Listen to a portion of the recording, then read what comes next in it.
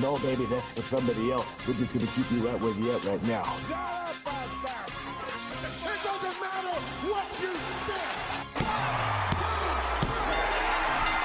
think. The Wrestling Wrealm presents Break It Down with Brian H.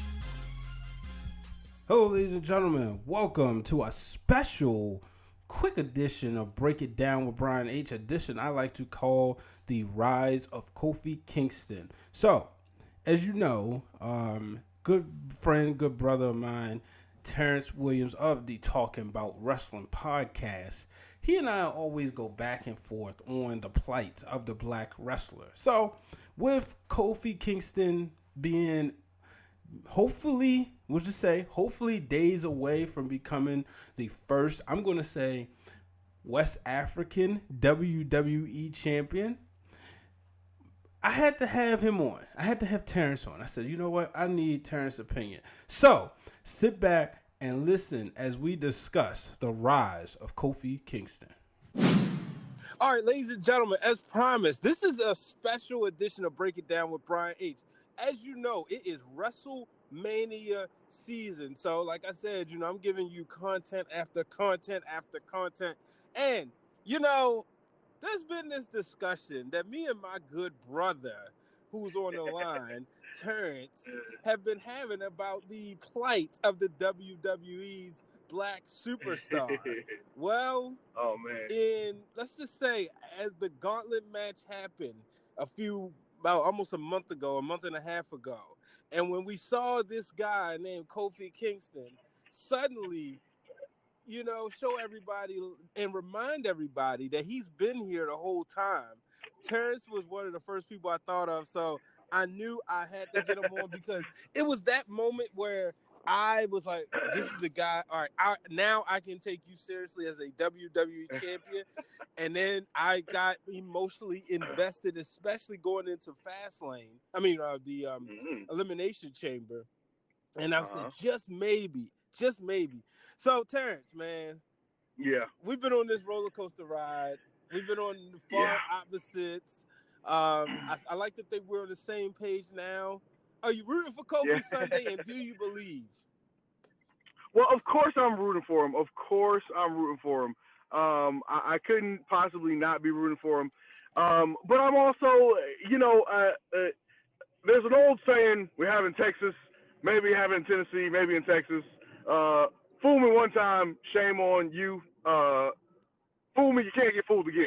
All right, so with the with the way that WWE historically has done these things with people who look a certain way, I'll believe it when I see it. Having said that, listen, the story that they're telling, I'm a TV producer, full disclosure, and so I look at things from a storytelling perspective, from a TV producer's perspective, and I look at what story are you telling, right? What story is developing, and how does that story logically play out? There could be multiple endings if you look at the way a story is playing out.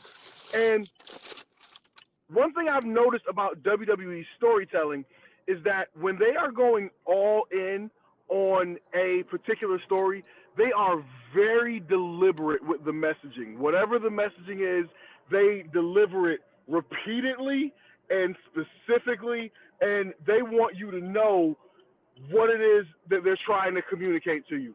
And so with the Kofi story, you'll notice they've been doing that.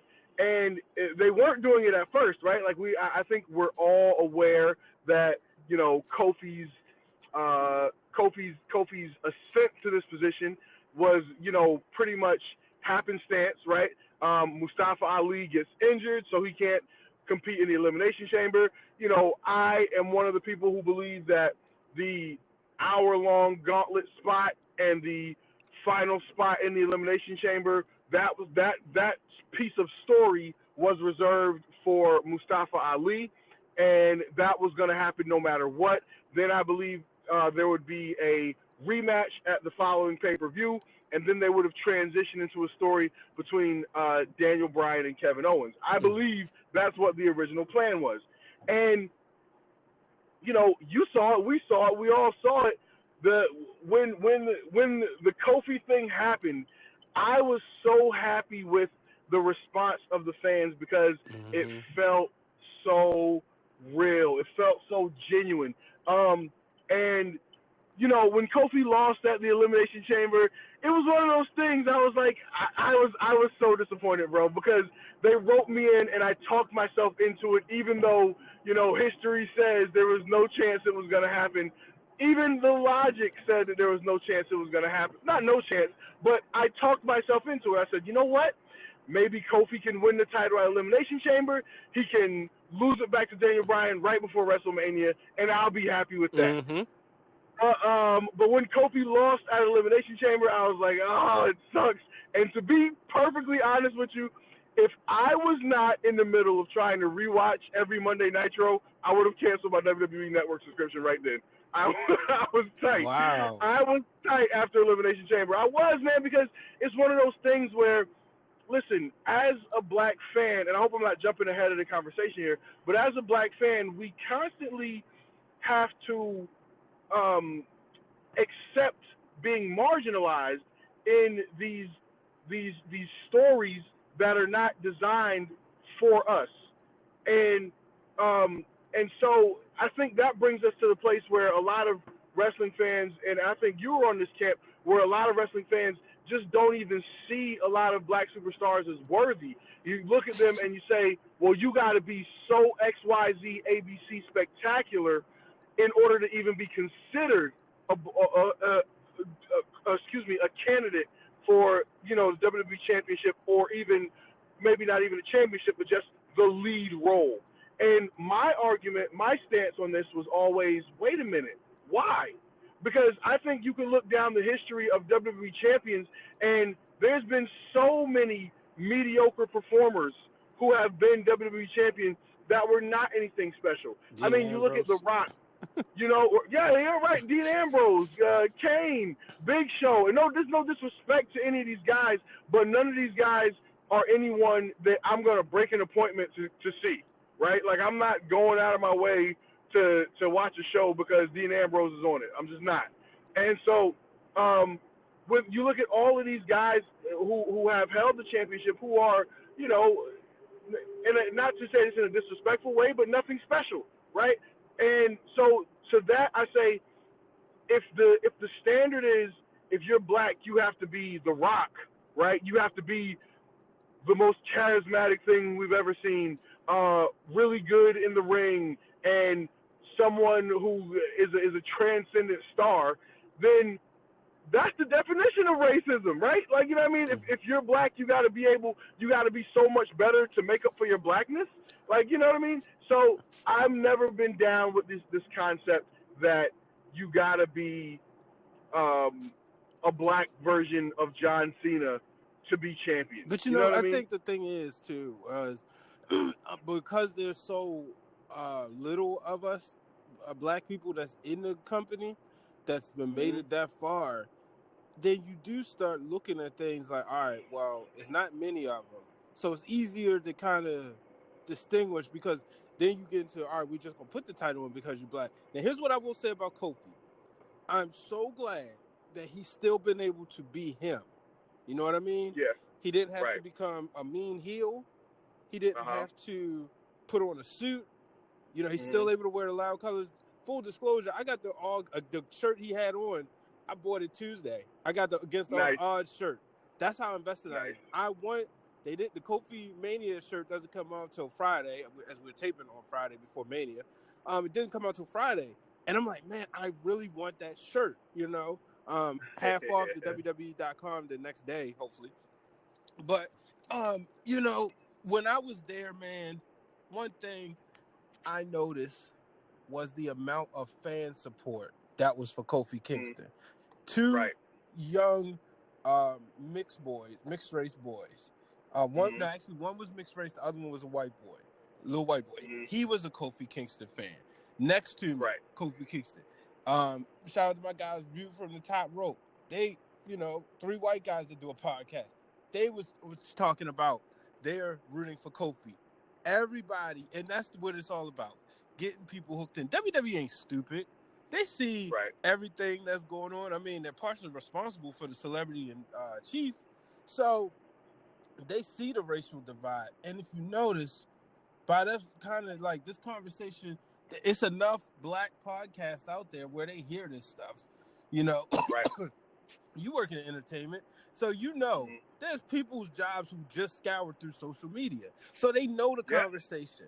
And I'm so glad that the way everything happened was organically. It was like, for me, I can say that when the moment I saw him getting AJ Styles' face, that was the moment I was sold right there during the match. When he was like, no, I've been waiting for this for 11 years.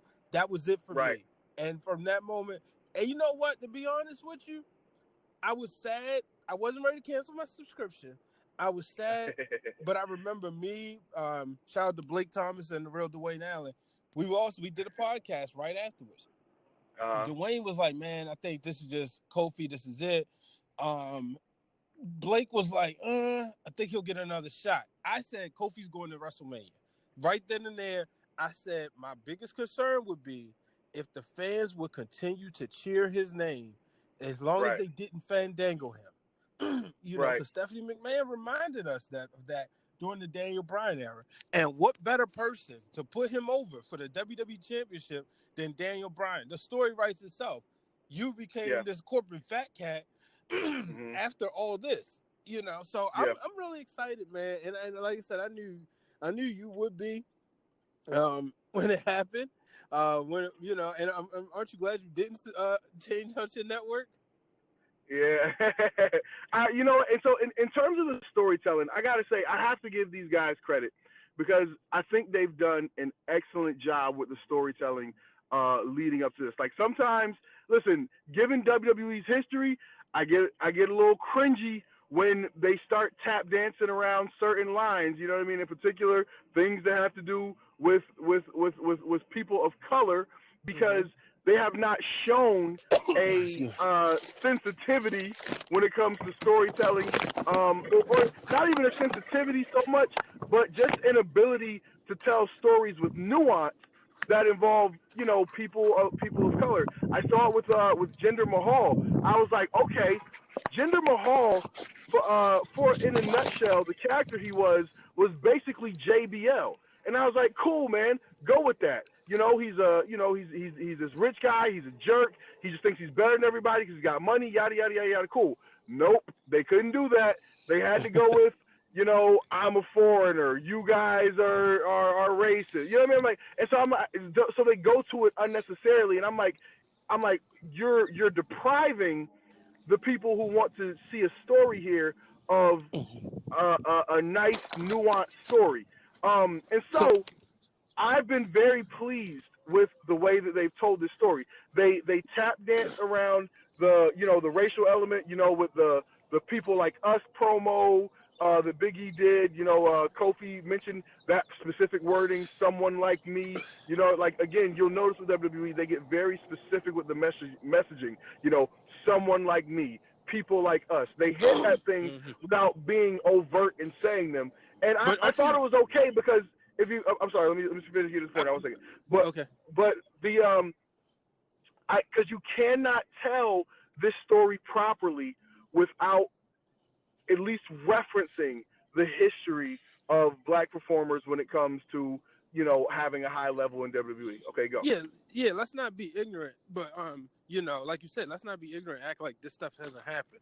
But aren't you glad that they didn't go far like they did one with Booker T and Triple H, and even a white guy from Alabama named Conrad Thompson said it wasn't needed, especially when you wasn't going to give Triple H the title. I mean, Booker T the title. Right. You know, so right. That was totally unnecessary. I thought, and listen, I wasn't even watching wrestling at that time, but I've obviously seen, you know, everyone talking about that story, and it was so unnecessary for them to go there, especially if you weren't gonna let Booker T win at the end. I'm like, come on, man, like that just makes you look horrible. And that's one of those moments where if I was watching then, I might not be watching now because that was some bull. Well, yeah, and it's funny because my boy Champ Creed stopped watching. She stopped watching right there. Right. You know, and didn't get back in just until WrestleMania 27, where he just happened to be in Atlanta at the same time, and his boys was there, and then, you know, he got back in. But if you know, what they was trying to do was mimic Harley Race and Vader going up against Ron Simmons. But the dummies forgot the Booker T to win the title. Right. Okay, well, they were trying to mimic that. That's cool, but like you said, Ron Simmons won that. So, right here strike? in Baltimore, Maryland. Yeah, man. I that was, you know, one of the great moments in wrestling history, which is awesome. You know what I mean? I think, like, you know, I've been contemplating with myself, you know, why does Kofi Kingston being in the spot mean so much? You know, wrestling's a TV show. It's you know, but the reality is, you know, wrestling, it's like I said earlier, as black fans, so often with all of the TV shows in pop culture we watch, and we're forced to absorb stories that are not written for us. And the characters in these stories are often very marginalized. And then when you get, you know, black characters that are featured prominently, they're not necessarily representative of black people in the best light. I saw an article on PW Torch probably about a week or two ago, and it made an interesting point. They said that, you know, Kofi Kingston is he's the quote unquote black everyman. He's not the black super athlete like a Bobby Lashley is. And so that's the thing that makes him so not undesirable, but almost invisible, you know what I mean, to a lot of people when it comes to looking at someone as being a candidate for a top spot or a potential WWE champion, that type of thing. And if you look at the way wrestling is trending now, you know, look at the guys who are the most popular coming out of NXT. You got the Tommaso Ciampas and Johnny Garganos and Ricochets and all these guys. These aren't huge dudes. You know what I mean? These are not, you know, so I think, you know, Kofi Kingston, just like I said with anyone, like, why not? He's as good as anyone else. Does this open up the floodgates for, I'll start with the New Day, right? And then I'll work, you know, does this open up the floodgates for a Big E and a Xavier Woods to become WWE Champion? Does this open the floodgates for them people like Ricochet? I even believe in a guy like Montez Ford. I'm not so much Angelo Dawkins, fan, but even a guy like ACH. You know, does Kofi Kingston winning, if he wins Sunday, because we still got to say if, does he open up the floodgates for more black people? Because, like you said, he's not the super athlete. Well, and he's not the traditional big man. I would say this. I think, like, in a perfect world, you know, like, floodgates kind of gives the impression, the wording kind of gives the impression of, like, you know, the scene being overrun with black wrestlers and them just being positioned in all the top spots the way that white wrestlers are now. And I don't think it's necessarily that, but I think the biggest thing you can hope for is for Vince McMahon to see that his white audience will support stories that feature a black protagonist.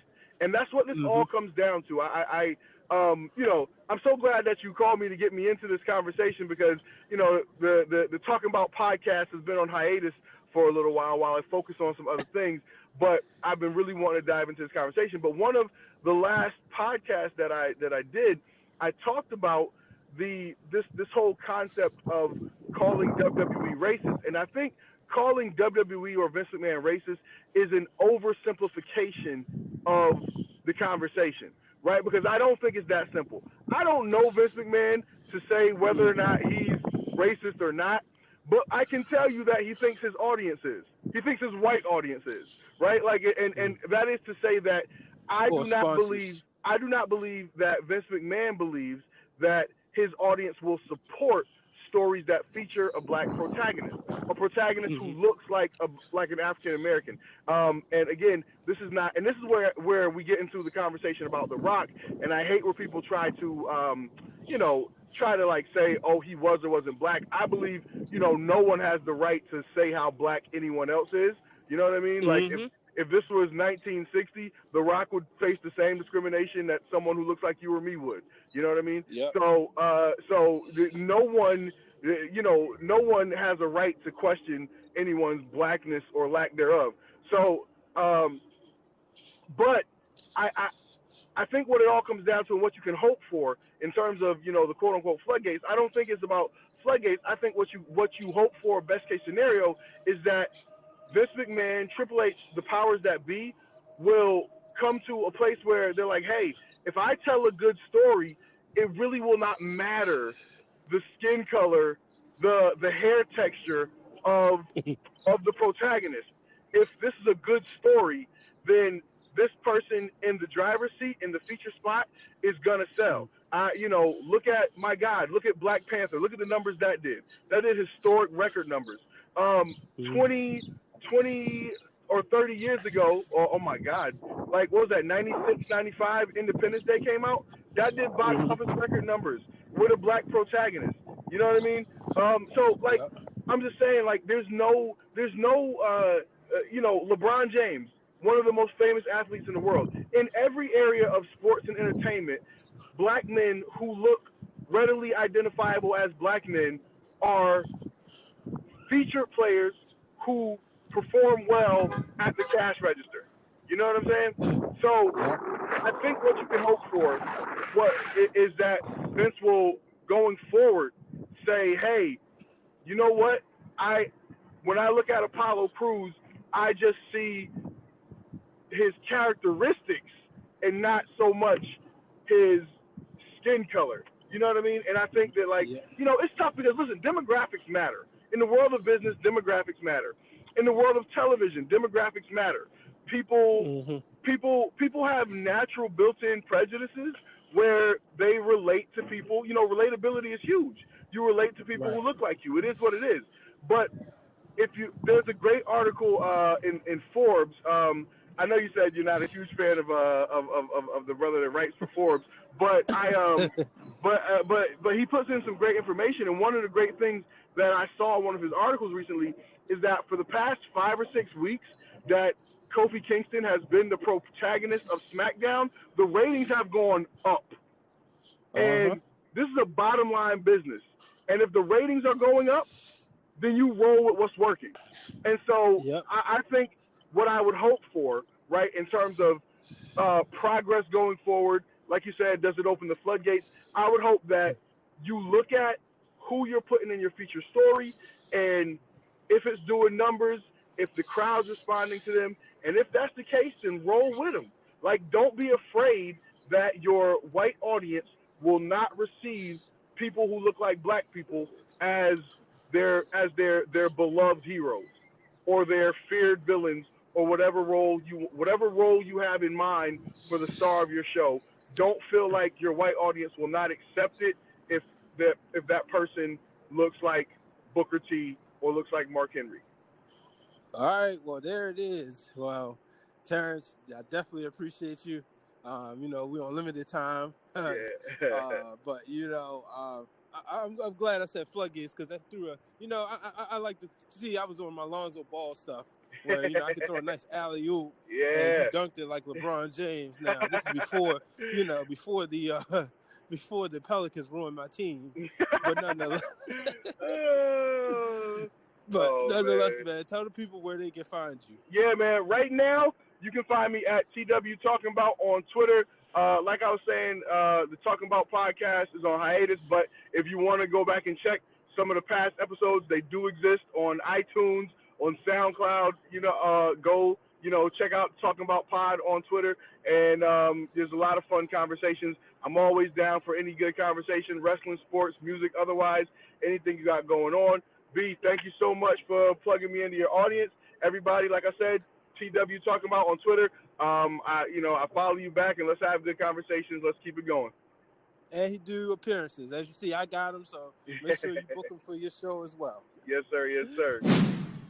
All right, so that's it for this edition of The Rise of Kofi Kingston, the special edition of Break It Down with Brian H. Make sure you are tuned in every day to the Wrestling Wrealm channels. Just tune in during the conversation. There will be a WrestleMania post show. Maybe depends if I haven't fallen asleep after this 8-hour-long show. As I'm watching NXT Takeover right now, there may be a NXT Takeover post show. And if it is, make sure you check it out because it will be linked to this one. So engage with us at Wrestling Wrealm on Facebook, Twitter, and Instagram, and with me at Brian H. Waters. Until the next time, so long, everybody.